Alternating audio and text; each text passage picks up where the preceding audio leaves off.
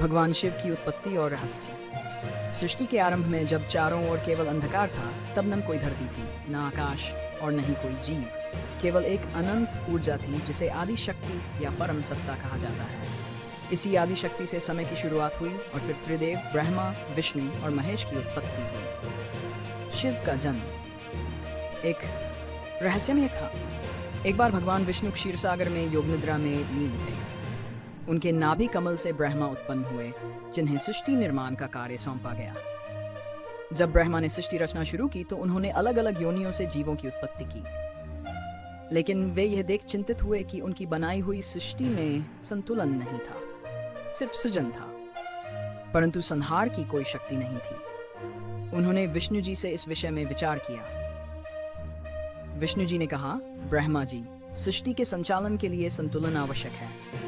सृजन के साथ साथ विनाश और पुनर्निर्माण भी उतना ही आवश्यक है। इसलिए एक ऐसी शक्ति की आवश्यकता है जो संहार करके पुनर्जीवन चक्र को गतिमान रखे। ब्रह्मा जी ने इस बात को स्वीकार किया और ध्यान मग्न हो गए। उन्होंने सहस्रों वर्षों तक कठोर तपस्या की ताकि संहार करने वाली शक्ति प्रकट हो। उनकी तपस्या से संपूर्ण ब्रह्मांड में ऊर्जा का संचार हुआ और इसी ऊर्जा से एक दिव्य पुरुष प्रकट हुए जो महाकाल के रूप में जाने गए।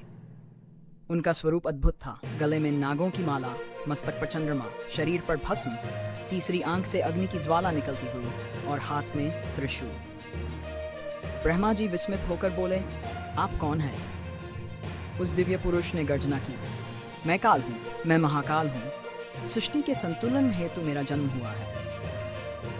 ब्रह्मा जी समझ गए कि यह स्वयं भगवान शिव हैं, जो सृष्टि के संहार और पुनर्सृजन का कार्य करेंगे। शिव के माता पिता कौन थे? भगवान शिव के माता पिता को लेकर कई पुराणों में अलग अलग कथाएं मिलती हैं, लेकिन अधिकतर मान्यताओं के अनुसार शिव स्वयंभू स्वतोत्पन्न है। वे किसी से जन्मे नहीं, बल्कि आदि शक्ति से प्रकट हुए हैं। 1. शिव का स्वयंभू स्वरूप। शिव पुराण के अनुसार भगवान शिव स्वयंभू हैं, अर्थात वे किसी से उत्पन्न नहीं हुए, बल्कि स्वयं अपनी इच्छा से प्रकट हुए हैं। वे सृष्टि के पहले से विद्यमान हैं और समय के अंत तक रहेंगे।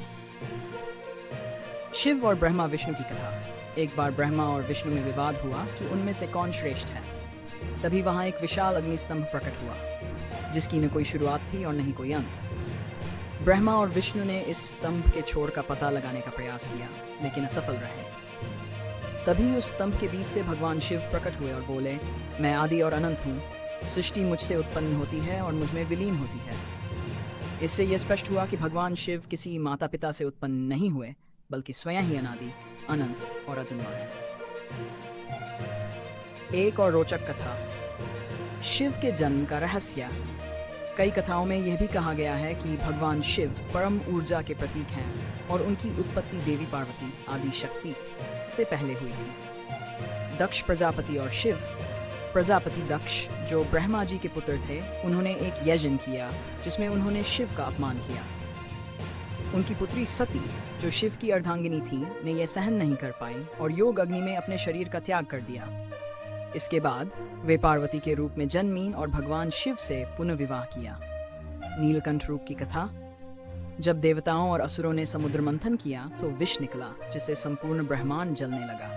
तब सभी देवता शिव के पास पहुंचे। भगवान शिव ने विष अपने कंठ में धारण कर लिया, जिससे उनका कंठ नीला पड़ गया और वे नीलकंठ कहलाए।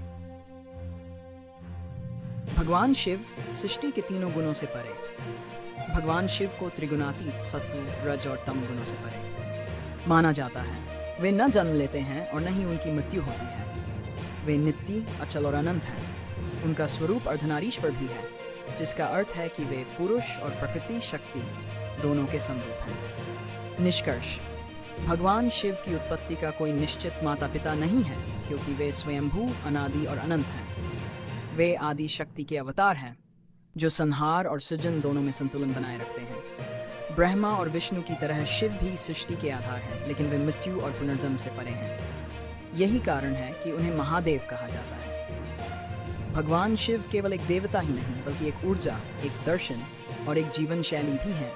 वे तप, वैराग्य, प्रेम और करुणा के प्रतीक हैं। उनका अस्तित्व हमें यह सिखाता है कि सृजन और विनाश एक चक्र की तरह चलते रहते हैं और जीवन में संतुलन बनाए रखना ही वास्तविक शिवत्व है।